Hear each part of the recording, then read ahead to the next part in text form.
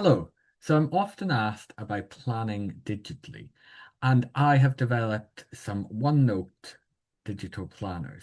I have one for individual teachers, but this video is going to look at my one for whole schools. So the idea of this as a whole school is OneNote you can share in a group. So you can have a group of people accessing the same document, and then you can have information in different sections that different people are using. Everyone sees everything in this setup, unlike having a class OneNote that you can have through a team, that you wouldn't really set that up for planning purposes with as a school. So this is my school planner template, and it looks like this. So there's some instructions to begin with, that gives you a little bit more information about how to use it.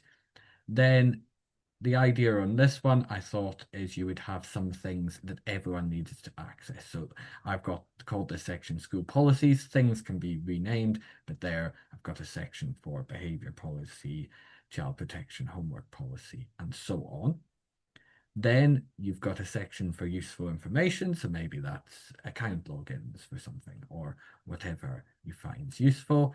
You have a section here for timetables. So every school has different timetables, support staff, library, hall, whatever you have there. Then a space for a school calendar. Now you can embed things in here. So maybe if you have a school calendar in Google Calendar, then you could embed it here, or its documents can be put in. Space for progression pathways or curriculum maps, whatever your school uses, and then a space to have minutes of meetings, I thought. Then here is the sections for the individual classes. So this could be stages or classes, depending on how you want to set this up. I've set up 7.